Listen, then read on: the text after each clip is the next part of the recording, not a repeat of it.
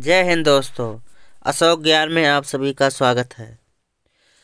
भारतीय भूगोल का आज का हमारा टॉपिक है मानसूनी आपदाएं। क्या है? भारतीय भूगोल में अगला टॉपिक है मानसूनी आपदाएं। मानसूनी आपदाएं किसे कहते हैं? ये आपदाएं कितने प्रकार की होती हैं? कौन सी आपदा सबसे प्रलयकारी होती है? इन सभी के बारे में हम वीडियो में जानेंगे। देखिए, हमारा पहला पॉइंट है, देख लीजिए। मानसून से सामान्यतः दो प्रकार की आपदाएं आती हैं। मानसून से सामान्यतः दो प्रकार की आपदाएं आती है। पहला है बाढ़, दूसरा है सूखा। मानसून से सामान्यतः दो प्रकार की आपदाएं आती है। पहला है बाढ़, दूसरा है सूखा। यहाँ अगला हेडिंग है हमारा सूखा। पहला दिया है पॉइंट में सूखा। सूखा क्या है देखा जाए। वह क्षेत्र जिसमें जलीय असंतुलन पाया जाता है और वर्षा 50 सेमी से कम होती है, उसी को सूखा कहते हैं। वह क्षेत्र जिसमें जलीय असंतुलन पाया जाता है और वर्षा 50 सेमी से कम होती है, उसे सूखा कहते हैं।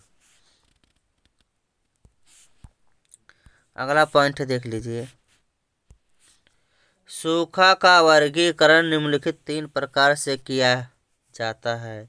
सूखा का वर्गीकरण निम्नलिखित 3 प्रकार से किया जाता है, जिसमें पहला आपका है मौसमी विज्ञान सूखा। पहला क्या है? मौसमी विज्ञान सूखा। देखा जाए, इस सूखे को मौसम विज्ञान विशेष क्षेत्र के आधार पर तय करता है। इस सूखे को मौसम विज्ञान दिया है। इस सूखे को मौसम विज्ञान विशेष क्षेत्र के आधार पर तय करता है। दूसरा हमारा है जलीय सूखा। क्या है? जलीय सूखा। देखा जाए, ऐसी परिस्थिति में जल के स्रोत सूख जाते हैं। जलीय सूखा के अंतर्गत जो जल के स्रोत होते हैं सभी सूख जाते हैं।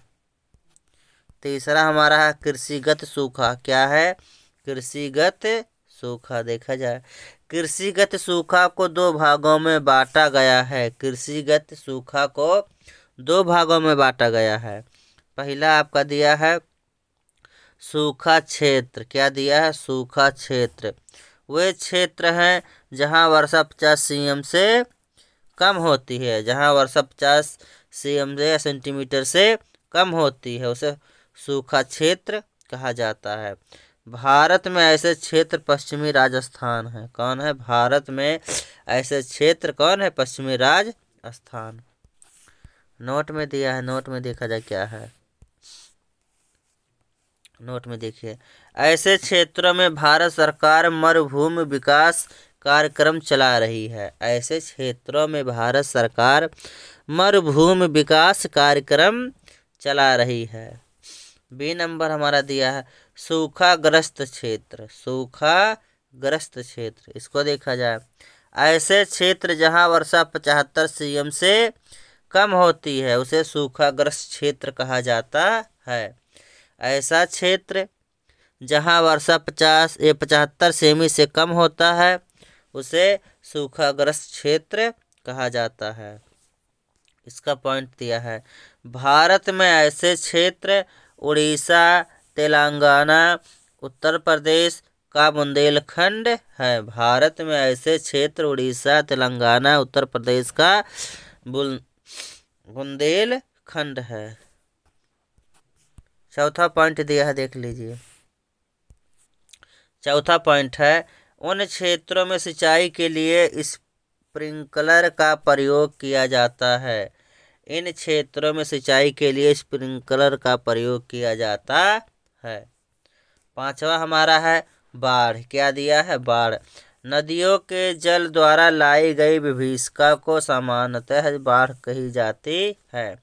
नदियों द्वारा लाई गई जल विभीषिका को सामान्यतः बाढ़ कही जाती है। छठवां पॉइंट है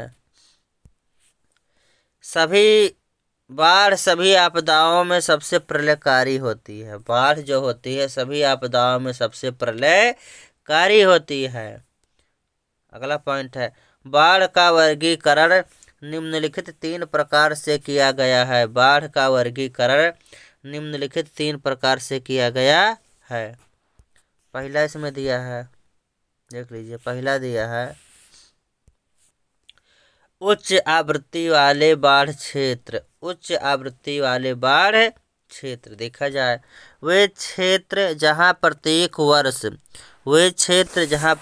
वर्ष बाढ़ आती है, जैसे गंगा, कृष्णा, ब्रह्मपुत्र, कावेरी के दोआब क्षेत्र में, उसी को उच्च आवृत्ति वाले बाढ़ क्षेत्र कहते हैं। दूसरा हमारा है मध्य आवृत्ति वाले बाढ़ क्षेत्र। क्या है? मध्य आवृत्ति वाले बाढ़ क्षेत्र। इसको देखा जाए वे क्षेत्र जहाँ प्रत्येक 5 वर्षों में कभी बाढ़ आती है। वे क्षेत्र जहाँ प्रत्येक 5 वर्षों में कभी बाढ़ आती हो, जैसे भारत के सभी मैदानी भाग को मध्य आवृत्ति वाले बाढ़ क्षेत्र कहा जाता है। तीसरा है निम्न आवृत्ति वाले बाढ़ क्षेत्र। तीसरा क्या है? निम्न आवृत्ति वाले बाढ़ क्षेत्र। वे क्षेत्र जहाँ कई दशकों में कभी बाढ़ आती है। वे क्षेत्र जहाँ कई दशकों में कभी बाढ़ आती है, जैसे राजस्थान, हिमालय के पर्वतीय क्षेत्र, कच्छ का रण आदि। इन सभी को निम्न आवृत्ति वाले बाढ़ क्षेत्र कहे जाते हैं या कहते हैं। आज का हमारा मानसूनी आपदाएं वाला टॉपिक ख़त्म हुआ। अगले वीडियो में हम भारत में मिट्टियाँ इनके बारे में जानेंगे। अगर यह वीडियो आपको पसंद आया हो तो लाइक कीजिए और अपने दोस्तों में शेयर कीजिए। आज के लिए बस इतना ही। धन्यवाद।